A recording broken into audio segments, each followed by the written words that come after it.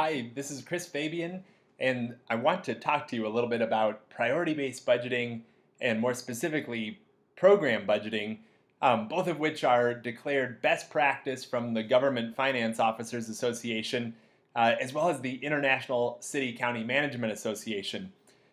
First, I want to talk a little bit about why do we engage in this sort of practice and what is the promise of it. And this is coming from an article that we published in Government Finance Review just last year. And the notion of a program budget is very simple, but very powerful. We are trying to convert your line item budget into a program budget. And quite simply, what we're describing is every program and service that's offered in the organization and how much those services cost. The reason that we were so interested in this particular analysis and this approach is for all of the analysis and policy-oriented questions we would typically get around, are we the best service provider? Should we perhaps form a public-private partnership? What if we consider outsourcing or insourcing certain programs? The only way that we could answer those very important questions was coming to an understanding of, well, what are the programs and services that we offer and how much do we actually expense to provide them? And so it was realizing that from our traditional line item budget, it had its shortcomings. We didn't have the information that we needed to express the cost of everything that we do. So as you see here, these types of key questions, how are we going to consider trade-offs? Should we put more resources into one program and at the expense of another? How can we address program efficiency? How about the question of sourcing? Are we the correct service provider? Could we partner with another entity? Should we privatize? Should we insource? The key to answering all of these questions was identifying the programs that we offer and translating our line item budget into a program budget.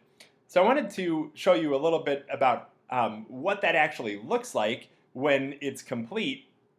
And we're going to go to an organization who is actively engaged in program budgeting and priority-based budgeting. And as you go through this exercise of translating our line item budget into a program budget, what we're able to see across an entire organization are all of their costs broken out into our traditional personnel-related costs, our non-personnel ongoing operating costs, our allocated costs, and of course our program revenues. And it's from this view that you are able to begin to dive deeper into the programs that are offered and really gain some insights. Here, as we drill deeper into an example, this is their Parks and Recreation Department. What I'm looking at and what became quite a surprise to this particular organization is the fact that from a total cost perspective, as they broke out those costs to see what it was made of from a personnel and non-personnel perspective, they noticed that their program revenue, the fees and charges for service that people were paying to use their Parks and Rec services, were falling woefully short of what it cost them to provide the programs in the first place. And again, only an insight that we can begin to get as we look at a program level.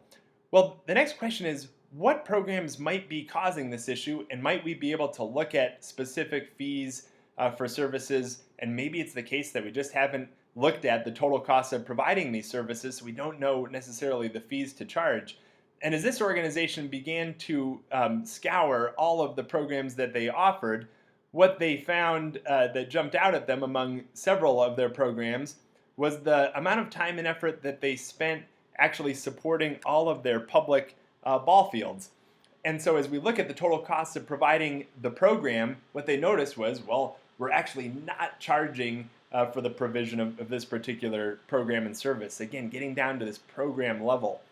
Well, in the tool, we can actually drill into each and every program and service to find out, in this case, for ball field preparation, how are these costs made up? Why does it cost us $154,000 to provide this program, or any program that you offer, whether it's ball field preparation, whether it's police patrol, snow removal? We have to drill into the programs and find out what are the line items that make up those costs, and what are our personnel who are assigned to support this program, and where might we have opportunity to reallocate.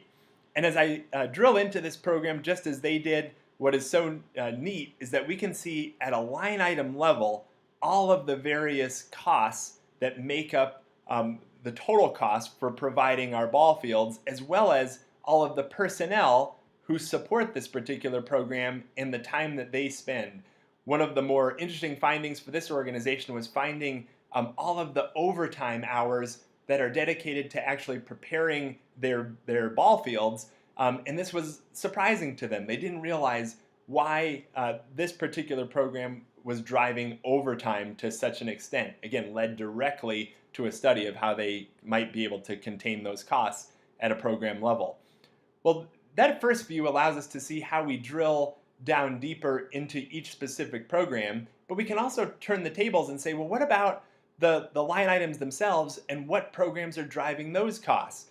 So we can turn the tables and look at any particular line item. Here as we're looking at adult books and fiction in the library services. If we did actually want to search the overtime line item, this becomes really fascinating. Here we're gaining a perspective on all of the programs that are driving our overtime across the organization so that we can look in particular at any one specific program and see, in this case, wow, how is it that in our concrete utility program, in patrol, in our sewer main, the approach to cleaning our lines, these are the programs that are really driving our overtime costs to soar.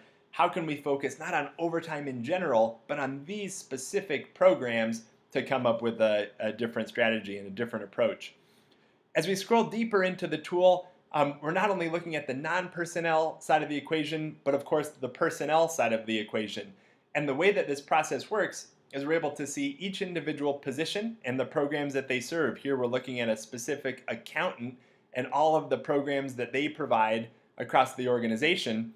And what becomes very intriguing is once we can begin to prioritize those programs, quartile 1 being our most important programs, 2 also very important, 3 and 4 being less of a priority across the organization, we can see on a position by position basis how each staff member is actually supporting programs and their overall priority across the organization.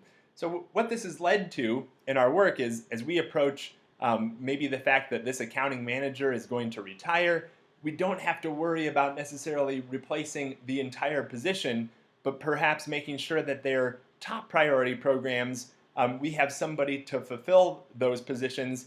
And when it comes to lower priority programs, maybe these are programs that we don't need to fill. Or as I look at any individual's time, if I'm a supervisor, I want to make sure that at all times they are focused on the top priority programs that we offer and try to reallocate their time away from some of these lower priority functions. Well, the last thing that I want to demonstrate is how these programs get tagged with key information. So in this particular organization, what we're able to see across the entire city is the degree to which programs are mandated, from highly mandated programs, in this case, programs that are mandated by the federal or state government, programs that are maybe more of a self-imposed mandate, you're trying to meet your own policy, your own codes, and the degree to which programs have a sense of reliance from your citizens. High degree of reliance indicates that citizens rely entirely upon you to receive a program. Low degree of reliance means there are other possible partners. Cost recovery, change in demand, overall population served. This becomes really fascinating to guide you in terms of policy discussions to say, for instance, what if we wanted to focus only on programs that we're not necessarily mandated to provide? I can filter out the more difficult conversations around programs that are highly mandated. Simultaneously, I want to only look at programs where citizens do not rely upon us to a high degree, in which case there are other possible service providers, and programs that don't serve the entirety of our population. I can quickly narrow down our view to a perspective of programs that add up to about $4.9 million that we're not mandated to provide. Other entities are providing them whom we might be able to partner with. We might have a chance of recovering some of our fees for services for these programs these are specific programs, $4.9 million, that I can focus on immediately and begin to understand what are our options, what are our opportunities for resource reallocation. We can drill down again into the specific program level, so we can focus on specific programs to talk about. And in our work, this is what guides the next step, which is making programmatic change. How do we reallocate the resources we have continually to make the best use of the budget and the resources that we have to use for the betterment of our community? So thank you very much. That was a quick overview of our program cost analyzer, our approach to program budgeting in the broader perspective of priority-based budgeting.